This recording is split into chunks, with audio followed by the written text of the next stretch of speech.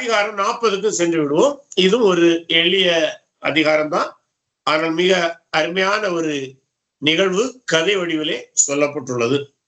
ஒரு இரு வசனங்களை நாம் படிப்போம், அப்போது அதிகாரத்திற்கு பின்னணி உங்களுக்கு தெளிவடையும். இந்த நடவடிக்கைகளுக்கு பின்பு எகிப்து ராஜாவுக்கு பானபாத்திரக்காரரும் சுயம்பாகியும் எகிப்து ராஜாவாகிய தங்கள் ஆண்டவருக்கு குற்றம் செய்தார்கள். பார்வோன் தன் பானபாத்திரக்காரன் தலைவனும் சுயம்பாகிகளின் தலைவனும் ஆகிய இவ்விரண்டு பிரதானிகள் மேலும் கடும் கோபம் கொண்டு அவர்களை யோசேப்பு வைக்கப்பட்ட இடமும் தலையாரிகளின் அதிபதியமாய் வீடுமாகிய சிறைச்சாலைகளை காவல் பண்ணுவித்தான். சரி, இப்போ இந்த இடத்துல நாம் கற்றுக்கொள்ள வேண்டிய ஒன்று என்னவென்றால், பானபாத்திரக்காரன் யார்? ஆங்கிலத்துல கப் பியர்னு சொல்லுவாங்க, சில மொழிபெயர்ப்புல பட்லர் நினைக்கிறேன் இருக்கிறது. கப் பியர்னா வேற ஒண்ணு இல்லை, பழைய காலத்துல ராஜாக்கள் ஆகாரங்களை சாப்பிடுவதற்கு முன்பாக, அது திராட்சை ரசத்தை கொடுப்பதற்கு முன்பாக, ஈவன் தண்ணியை குடிப்பதற்கு முன்பாக இந்த பானபாத்திரக்காரன் தான் அதை டேஸ்ட் பண்ணும். டேஸ்ட் பண்ணிட்டு ராஜா கிட்ட கொடுப்பான். எதுக்கு என்னவென்றால், ஒருவேளை இதுல விஷம் ஏதாவது கலந்திருந்தால் இவன் செத்து போக வேண்டும். இவன் குடித்த பின்புதான் ராஜா குடிப்பார். அதான் கப்பியர். இந்த சுயம்பாகி யார் என்றால், அதுல ஆங்கிலத்துல பேக்கர்னு இருக்கிறது. அதாவது ரொட்டி போன்ற ராஜா சாப்பிடும் உணவுகளை தயாரிக்கிறவர். அவர் பானபாத்திரக்காரர் உணவை கொடுக்கிறவர், சுயம்போகி நாம் உணவு தயாரிக்கிறவர்கள் வைத்துக் கொள்ளலாம். பேக்கர், பேக்கர்னா பேக்கிங், பேக்கரி நம்ம சொல்லலாம். பேக்கரி அதே வார்த்தை தான். சரி, இந்த ராஜாவுக்கு குற்றம் செய்தார்கள். என்ன குற்றம் என்று சொல்லப்படவில்லை, ஆனால் ஒரு அறிஞர் இவ்வளவுமாக சொல்றார். ராஜாவுடைய ஆகாரத்தில் விஷம் கலந்ததாக தெரிய வந்திருக்கலாம், ஆனால் ராஜாவால் தீர்மானிக்க முடியவில்லை. என்னவென்றால், இந்த விஷத்தை கலந்தது யார்? பானபாத்திரக்காரனா இந்த உணவை தயாரித்தவனா என்று தீர்மானிக்க முடியவில்லை. அவர் என்ன செய்தார்? இந்த விசாரணை முடியும் வரை இவர்களை ஜெயில போடுறார். விசாரணை இன்னும் முடியல, விசாரணை கைதிகளாகத்தான் இங்க இருக்கிறாங்க. இந்த விசாரணை கைதிகளாக இவர்கள் இருக்கும்போது என்ன நடக்கிறது என்றால், ஒரு நாள் 2 பேரும் சொப்பனம் காண்றாங்க. இந்த சொப்பனம் கண்டு மறுநாள் இவங்க முக வாடலாக இருக்கிறது. யோசேப்பு இவங்களோடு என்னையும் பேசுறது உண்டு. ஒரு நாள் காலையில பார்க்கும்போது இவங்க 2 பேருக்கு முகமும் வாடி போயிருக்கிறது. ஆக யோசேப்பு கேட்கிறப்ப, நீங்க என்னைக்கு உற்சாகமா இருப்பீங்க, இன்னைக்கு ரொம்ப வாடி போயிருக்கிறீங்களே, என்ன ஆச்சுன்னு கேட்கும்போது 2 பேரும் சொன்னாங்க, நாங்க நேற்றுக்கு ஒரு சொப்பனம் கண்டோம்னு சொல்றாங்க. அப்ப அவர் சொல்றாரு, நீங்க சொப்பனங்களை சொல்லுங்களேன். சொல்லிட்டு சொல்லாரு 8ஆம் வசனம், அதற்கு அவர்கள் சொப்பனம் கண்டோம், அதற்கு அர்த்தம் சொல்லுகிறவன் ஒருவன் இல்லை என்றார்கள். அதற்கு யோசேப்பு, சொப்பனத்துக்கு அர்த்தம் சொல்லுதல் தேவனுக்குரியது அல்லவா, அவளை என்னிடத்துல சொல்லுங்கள் என்றான். இந்த இடத்துல நான் அர்த்தம் சொல்லுவேன்னு அவர் சொல்லல. இந்த இடத்துல இன்னொன்னு நம்ம கவனிக்க வேண்டும். அந்த காலத்தில் எகிப்திய பாபிலோனிய இலக்கியங்களிலே சொப்பனங்களை கண்டு அதற்கு விளக்கம் சொல்வதற்கென்றே ஏராளமான நூல்கள் இருந்தன. இப்பொழுது சொப்பனத்துக்கு விளக்கம் சொல்வதற்கு ஏராளமான நூல்கள் இருக்கிறது. யூடியூப்ல கூட நிறைய விளக்கங்கள் வருகிறது. அவைகள் எதுவும் நம்ப தகுந்தது அல்ல. சரி, நம்ம இனி இதுக்கு வருவோம். இது என்னன்னா, இவர் சொன்னாரு நான் சொல்லுவேன்னு சொல்லாம, அது சொப்பனத்துக்கு விளக்கத்துக்கு தேவன் தான் சொல்ல முடியும்னு சொல்லிட்டு சொப்பனத்தை கேட்கிறாங்க. சொப்பனத்தை கேட்கும்போது பானபாத்திரக்காரர் சொல்றாரு, என்னுடைய சொப்பனத்திலே ஒரு திராட்சை செடி இருந்தது, அதுல 3 கொடிகள் இருந்தன, அது பூத்து காய்த்தது, நான் அதிலிருந்து பழத்தை பறித்து பாத்திரத்திலே போட்டு கசக்கி பிழிந்து அந்த ரசத்தை நான் ராஜாவிடம் கொடுத்ததாக நான் கண்டேன் என்று சொல்றார். உடனே இந்த சொப்பனத்துக்கான விளக்கத்தை இவர் என்ன சொல்றாரு, அப்பா நீ கண்ட அந்த 3 கொடிகளும் 3 நாட்கள், இந்த 3 நாட்கள்ல நீ மீண்டுமாக ராஜாவால் உயர்த்தப்பட்டு பணியில் அமர்த்தப்படுவாய். அதாவது அந்த ராஜாவிடம் பணியில் அமர்த்தப்படும் போது அவன் வார்த்தை சொல்ல பாருங்கள், 13ஆம் வசனம், 3 நாளைக்குள்ளே பார்வோன் உன் தலையை உயர்த்தின்னு வருகிறது. இந்த உயர்த்தலை குறித்து ஒரு வார்த்தை என்ன சொல்றாங்கன்னா, ராஜ சமூகத்துல போய் கை கட்டி இப்படி இருக்க வேண்டும். இப்படி இருக்கும்போது அந்த ராஜா என்ன செய்வாராம், தன்னுடைய கோல் அல்லது கையை வைத்து இப்படி உயர்த்துவாராம். இதுதான் அந்த உயர்த்துதல். அப்படியானால் நீ என்னை அது, ஏன்னா ராஜ சமூகத்துல ராஜாவை பார்க்க கூடாது, பயபக்தியோட போகணும். ராஜா உயர்த்தின பிறகுதான் ராஜா முகத்தை பார்க்கணும். ஆகவே இவர் சொல்றாரு, உன்னுடைய முகத்தை அவர் உயர்த்துவார், உன் தலை உயர்த்துவார் என்று சொல்லுகின்றார். அடுத்ததாக இந்த சொப்பனத்தை இவன் விளக்கத்தை கேட்டுக்கொண்டிருந்த உடனே அந்த சுயம்பாயின்னு சொன்னா என்னுடைய சொப்பனத்தையும் சொல்ல, அதுக்கு அர்த்தம் சொல்லுங்க. அவன் என்ன சொல்றான், என்னுடைய தலையில என்னதுல கூடை இருந்தது, இந்த வெள்ளை கூடையில 3 கூடைகள் இருந்தது, அதுல ஆகாரங்கள் இருந்தது, அதை பறவைகள் சாப்பிட்டதாக நான் கண்டேன் என்று சொன்னான். உடனே அதுக்கு இவன் விளக்கத்தை சொல்றான், நீ கண்ட 3 கூடைகளும் 3 நாட்கள், இந்த 3 நாட்களுக்குள்ளாக இந்த இதுல நீ பார்த்தோன்னமாக உன் தலை நீயும் தூக்கப்பட்டு தண்டிக்கப்பட்டு கொல்லப்படுவான்னு சொன்னார். இங்க தலை உயர்த்துதல் என்பது தெரியுமா, ஹேங்கிங். அங்க அவன்கிட்ட சொன்னாரு உன்னுடைய தலை உயர்த்தப்படும் என்று சொன்னாரு, இவன்கிட்ட சொன்னாரு உன்னுடைய தலை தூக்கப்படும் என்று சொல்றார். ரெண்டும் தான் வித்தியாசம். ஆனா வார்த்தைகள் ஆல்மோஸ்ட் ஒண்ணு போல வரும். சரி, என்ன நடந்தது? 3 நாட்களுக்கு பின்பு 20ஆம் வசனம், 3ஆம் நாள் பார்வோனுடைய ஜென்ம நாளாயிருந்தது. அவன் தன் ஊழியக்காரர் எல்லோருக்கும் விருந்து பண்ணி பான பாத்திரக்காரனுடைய தலைவன் தலையையும் சுயம்பாவுடைய தலைவன் தலையையும் தன் உத்தேசம் நடுவே உயர்த்தின்னு பார்க்கிறோம். 2 பேருடைய தலை உயர்த்துகிறான். ஆனா 2 விதமான உயர்த்தல். பான பாத்திரக்காரனுடைய தலையை இப்படி உயர்த்தி அவனை பதவியில வைக்கிறாரு. இந்த சுயம்பாவுடைய தலையை கட்டி மரத்திலே உயர்த்துகிறார், உயர்த்தி அவரை கொண்டு போடுகிறார். இதுல இந்த இடத்துல ஒரு செய்தி இன்னும் சொல்ல வேண்டும். அன்றைய காலத்திலே ஒரு நம்பிக்கை இருந்தது. அது என்னவென்றால், ஒருவனை கொண்டு அப்படியே விட்டு விட்டால் அவனுடைய ஆவி பூமியிலே சுத்தி கொண்டிருக்கும். அந்த பூமியில ஆவி சுத்தாம இருக்க என்ன செய்வாங்க தெரியுமா, இப்படி கயரை கட்டி உயர்த்தி விட்டு விட்டு தோலை உரிச்சிடுவாங்க. தோலை உரிச்சாச்சுன்னா அந்த ஆவி சுத்தாதான். இது அவங்க நம்பிக்கை. புரியுதுல? இதுக்கு பைபிள் இல்லை, இது அவருடைய நம்பிக்கை. இது ஒரு மூட நம்பிக்கை. நமக்கு பைபிள் பிரகாரம் மரித்த எந்த ஆவிகளும் பூமியில் உலவாது. அதை நாம் புரிந்து கொள்ள வேண்டும். இவ்வளமாக இந்த நிகழ்ச்சி வருகிறது. ஆனா இந்த பானபாத்திரக்காரனிடம் இவன் ஒரு வேண்டுகோள் வைத்திருந்தான், நீ மீண்டும் பானபாத்திரனாகி ராஜவம்சத்தில் ராஜ சிங்காசனத்தில் நிற்கும் போது என்னை நினைத்துக் கொண்டு சொன்னான். ஆனால் இவன் மறந்து போய்விடுகிறான். இதோடு இந்த அதிகாரம் முடிகிறது. இந்த அதிகாரத்திலிருந்து நாம் கற்றுக்கொள்ள வேண்டிய முக்கியமான ஒரு பாடம்,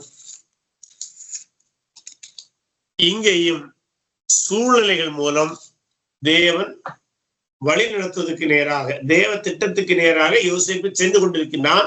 ஆனால் யோசேப்பு அதை இன்னும் அறியவில்லை. ஒருவேளை அவனுக்கு சிறைச்சாலையில கொஞ்சம் கஷ்டமா கூட இருந்திருக்கலாம், அதனாலதான் அவன் ரிக்வெஸ்ட் பண்றான். ஆனா எனக்கு ஒரு சிந்தனை வந்தது, அது என்னுடைய சொந்த சிந்தனை தான். நீங்க அதை ஏற்றுக்கொண்டாலும் சரி ஏற்றுக்கொண்டாலும் சரி, ஒரு தகவலுக்காக மட்டும்தான் நான் சொல்றேன். நான் நினைக்கிறேன் யோசேப்புக்கு சொப்பன ஞாபகம் வந்திருக்கலாம். என்ன ஞாபகம்? தேவன் என்னை உயர்த்துவார். அப்ப உயர்த்துவாருன்னா நான் ஏகதேசம் எங்க வந்துட்டேன், அரண்மனைக்கு பக்கத்துல வந்துட்டேன். இனிமேல் அரண்மனை பக்கம் தான் இருக்கிறது. இவன் ஒருவேளை ஒரு வார்த்தை சொன்னானால் ராஜா என்னை உயர்த்துவார்னு நினைத்திருக்கலாம். ஆனா இவனுடைய வேண்டுகோளின்படி ராஜா உயர்த்தவில்லை, தேவ திட்டம் நிறைவேறிய போது ஆண்டு உயர்த்தினார். அப்போ நம்ம வேண்டுகோள் வைப்பது தவறல்ல, நாம் உயிரிய இடத்திற்கு வருவதற்கு முயற்சிப்பது தவறல்ல. ஆனால் நம்முடைய முயற்சிகளுக்கு மேலாக தேவ கிருபை அங்கே செயல்பட வேண்டும். ஆகவே அவனுடைய முயற்சி நல்லது, அவன் முயற்சித்தது நல்லதுதான். ஆனா நம்மளும் அதே போலதான், நமக்கு ஒரு பார்வை, நாம் உயர்ந்த இடத்துக்கு வர வேண்டும் என்றால் அதற்கு முயற்சிக்க வேண்டும். அந்த முயற்சியை தேவன் ஏற்ற வேளையிலே வாய்க்கை செய்வார். யோசேப்புடைய வாழ்க்கையிலே அது அடுத்து வந்த அதிகாரங்களே வாய்க்கை செய்ததை நாம் பார்க்கிறோம். ப்ராவிடன்ஸ்ல இப்ப நாங்க 2 விதமா எடுக்கலாம். இப்ப அதுல ஒரு சந்தேகம் இருக்கு எங்களுக்கு. என்னன்னா, நார்மல் யூனிவர்சல் ப்ராவிடன்ஸ் இருக்குது தேவனுடையது. ரட்சிக்கப்பட்ட கிறிஸ்தவர்களுக்கு ஸ்பெஷல் ப்ராவிடன்ஸ் அதுக்குள்ள வருமா? தேவ கிருப பாதுகாப்பு எல்லாம் ரட்சிக்கப்பட்டவர்களுக்கு நீங்க உங்க கேள்வியை கொஞ்சம் கூட தெளிவுபடுத்தினா நல்லா இருக்கும் எனக்கு தெரியும். இப்ப ப்ராவிடன்ஷியல் ஓகே, காட் எல்லாருக்கும் கொடுக்குறாரு. அது யூனிவர்சல், அவர் படைச்சதுல இருந்து இருக்கு. இப்ப ரட்சிக்கப்பட்டதுக்கு ஓகே, இப்ப மிராக்கிள் செய்யறது இல்ல, காட் ப்ராவிடன்ஷியல் தான் பண்ணுறாருண்டா, அந்த ப்ராவிடன்ஷியல் எந்த வகையில ஸ்பெஷல் ப்ராவிடன்ஸுக்குள்ள வருதா அத ஜெபிச்ச உடனே நடக்குது பாங்களுக்கு. ஓகே, கிறிஸ்தவர்கள் ஜெபிக்கிறேன் தானே தேவைகளுக்கு. ஜெபிச்ச உடனே வருகிறது மட்டும் நம்ம எடுக்க முடியாது. ஏன்னா சில நம்ம ஜெபிச்சாலும் நடக்கல. அத ஸ்பெஷல் ப்ராவிடன்ஸ் சொல்லலாமா கிறிஸ்தவர்களுக்கு நடக்கிறதா, அல்லது அதுவும் நார்மல் ப்ராவிடன்ஷியல் தானா? இல்ல, certainly there are some special providences to Christians. நம்முடைய வாழ்க்கையிலும் சில காரியங்களை சூழ்நிலை மூலம் வழி நடத்துவார். அதாவது முழு உலகத்தையும் தன்னுடைய ப்ராவிடன்ஸ்னால தான் வழி நடத்துகிறார். கிறிஸ்தவனுக்கும் சில ப்ராவிடன்ஸ் ஸ்பெஷலாக இருக்க முடியும். எப்படி என்றால் சில வேளை அது ஜெபத்தின் மூலமும் நமக்கு தெரிய வரலாம். சில வேளை சற்று காலங்கள் போகும்போது கூட அது நமக்கு தெளிவடையலாம். உதாரணமாக நம்ம அப்போஸ்தலர் நடவடிக்கை புஸ்தகத்திலே, அப்போஸ்தலர் நடவடிக்கை இல்ல, ரோமர் 8:28, சாரி, ரோமர் 8:28 படிங்க. ரோமர் 8:28. அன்றியும் அவருடைய தீர்மானத்தின்படி அழைக்கப்பட்டவர்களாய் தேவனிடத்தில் அன்பு கூறுகிறவர்களுக்கு சகலமும் நன்மைக்கு ஏதுவாக நடக்கிறதுனா அறிந்திருக்கிறோம். இது நீங்க கேட்ட special providence for the believers. தேவனிடத்தில் அன்புள்ளவர்களுக்கு சகலமும் நன்மைக்கு ஏதுவாக நடக்கிறது. பாருங்க, யூனிவர்சல் ப்ராவிடன்ஸ்ல எல்லாமே நன்மைக்காக தேவன் கொண்டு வருகிறார். இங்கே ஸ்பெஷல் ப்ராவிடன்ஸ்ல பிலீவர்ஸ்க்கு வாழ்க்கையில் நடக்கிற எதிர்மறையான காரியங்களை நன்மையாக கொண்டு வருகிறார். புரியல? இதே போல இன்னொரு வசனம் இருக்கிறது. 1 கொரிந்தியர் 10:13 படிங்க. 1 கொரிந்தியர் 10:13.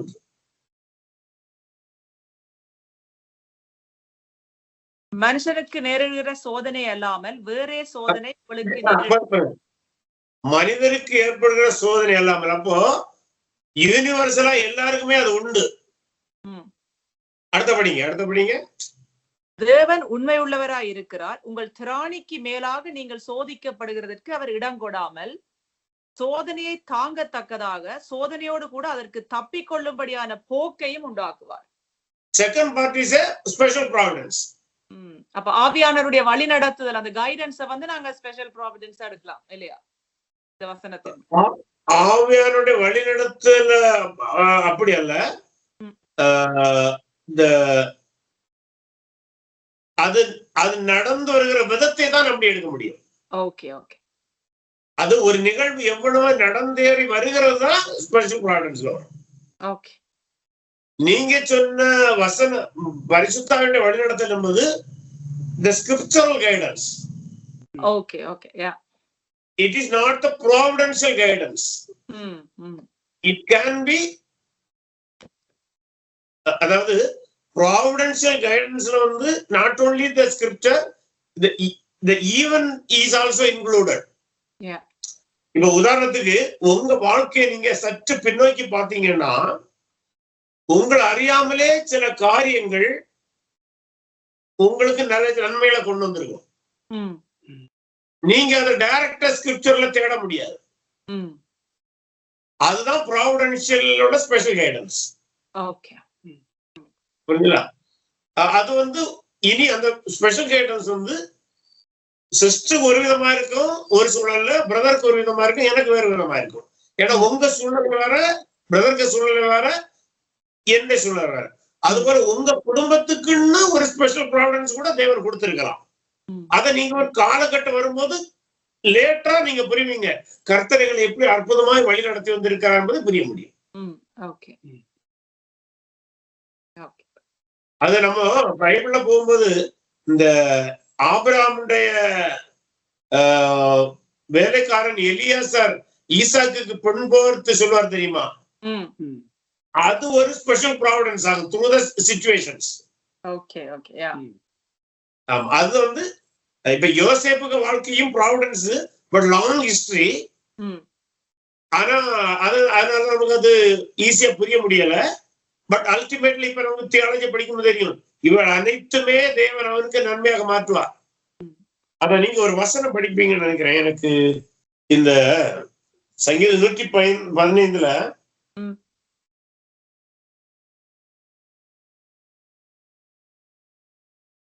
16 இருந்தே நீங்க படிங்க. வானங்கள் கர்த்தருடையவைகள், பூமியோ மனுபுத்திர. சாரி, 105 சங்கீதம் 105 வாங்க. சங்கீதம் 105.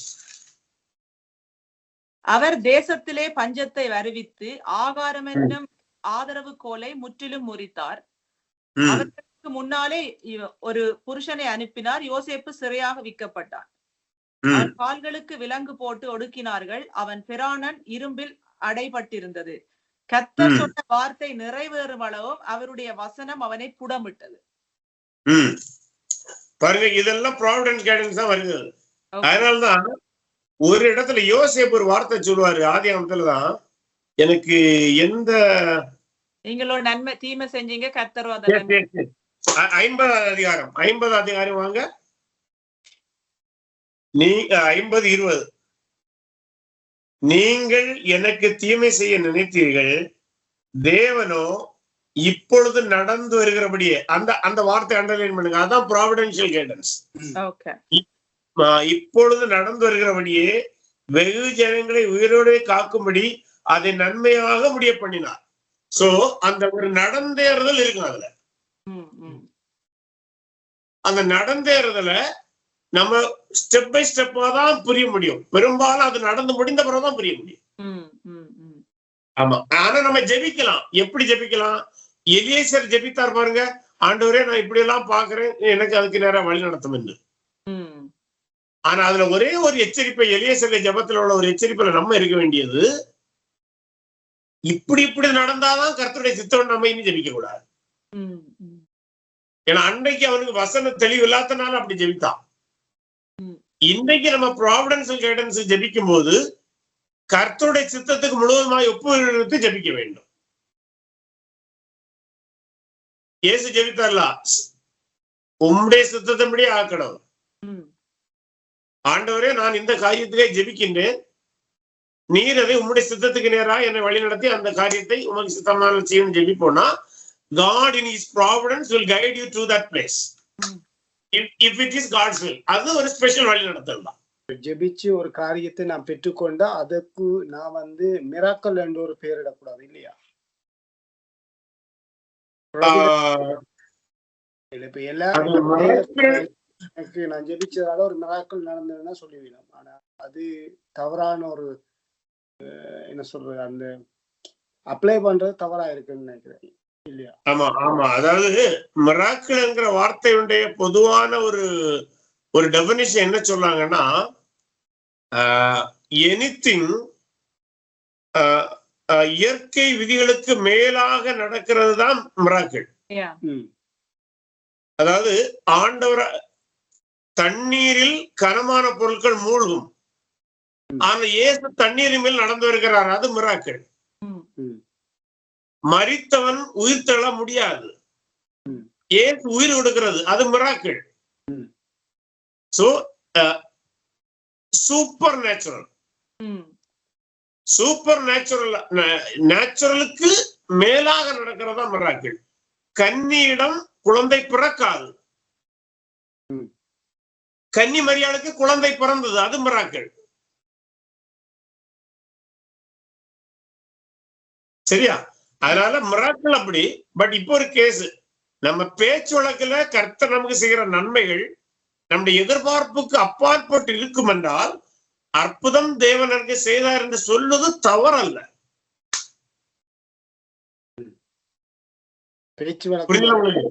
புரியுது. ஆமா ஆமா, அதாவது இப்ப உதாரணத்துக்கு நம்ம ஒரு ஹீலிங்கா ஜெபிக்கிறோம், நம்முடைய சரீரத்திலே ஒரு பலவீனம் இருக்கிறது, நம்ம ஜெபிக்கிறோம், ஆண்டவர் அதை நம்ம ஜெபிக்கிறோம். But we take medicine also, மருந்து நம்ம எடுக்கிறோம். அந்த ஜெபித்து மருந்தும் எடுக்கும் போது நம்முடைய எதிர்பார்ப்புக்கு அப்பாற்பட்டது சுகமாகுமானால், பேச்சு வழக்குல நம்ம அது அற்புதமாக எனக்கு தேவன் சுகம் தந்தார் என்று சொல்வது தவறல்ல. ஆனா எது தவறாக முடியும் என்றால் நான் ஜெபித்த அற்புதம் நடந்ததுன்னு சொல்லும் போது கொஞ்சம் சிக்கல் வர வாய்ப்பு இருக்கிறது. ஆகவே நம்ம ப்ராவிடன்ஸ் தான் மீன் பண்ணணும் அற்புதம் செய்தார் என்று சொல்லும் போது. ஆமா ஆமா ஆமா ஆமா கர்த்தர் ப்ராவிடன்ஷியல் தான் நம்மள ஸ்பெஷல் ப்ராவிடன்ஸ் நமக்கு ஹீலிங் கொடுக்கிறாரு. பட் நம்ம ஒரு சாட்சியா சொல்லும் போது நம்ம கர்த்தனுக்கு அற்புதமாய் விடுதலை தந்தாங்கிற வார்த்தை பயன்படுத்துவதனால அது குற்றமாகாது. அதுல கொஞ்சம் நம்ம கவனமா இருக்க வேண்டும். எனக்கு அது சந்தேகம் இருந்தது, ரட்சிக்கப்பட்டவர்களுக்கும் இல்ல யுனிவர்சல் ப்ராவிடன்ஸுக்கும் உள்ள வித்தியாசத்தை தான் அதான் உங்ககிட்ட கேட்டேன். ஆமா ஆமா ஆமா ஆனா அது கொஞ்சம் கவனமானது. அதனால நமக்கு God gives special providences, அது நம்ம மறக்கல. பட் அது எக்ஸாக்ட்லி ஸ்கிரிப்சருக்குள்ள போக முடியாது சில இடங்கள்ல. அதாவது யோசேப்பு அழகா சொல்ல நடந்து வருகிறபடியே அந்த சீக்வன்ஸ் ஆஃப் ஈவென்ட்ஸ் அதுல இருக்கும். இப்ப நம்ம ஹீலிங்காக ஜெபிக்கிறோம்னா ஹீலிங்காக ஜெபிக்கிறது இருக்கும், ட்ரீட்மெண்ட் எடுக்கிறது இருக்கும், கர்த்தர் நமக்கு சுதந்திரம் இருக்கிறது இருக்கும். ஆமா இதுல இன்னொன்னு, கர்த்தருக்கு சித்தமானால் நம்முடைய வாழ்க்கையிலும் நம்முடைய இயற்கைக்கு அப்பாற்பட்ட அற்புதங்களை அவர் செய்ய இன்றைக்கு முடியும். we don't deny it, அதை நம்ம மறக்கல. ஆனா எடுத்த உடனே எனக்கு மட்டும்தான் அந்த வர இருக்குன்னு கிளைம் பண்றது போதுதான் சில வேளை நம்ம கொஞ்சம் கவனமா இருக்க வேண்டியது இருக்கிற. வேற ஒண்ணும் இல்லை. என்னுடைய வாழ்க்கையில நீங்க கேட்டனால நான் சொல்றேன், எனக்கு ஆண்டவர் ஜெபத்தின் மூலம் எத்தனையோ அற்புதங்களை செய்ததை, அது அற்புதம்னா நம்ம புரிந்து கொள்ளுகிற ப்ராவிடன்ஸ் எல்லாம் செய்ததான் நான் சொல்றேன். ஆனா எனக்கு மட்டும்தான் அந்த வரை இருக்குது அப்படின்னு நம்ம சொல்லவே கூடாது. எனக்கு I have got so many things through your providence, I can say that.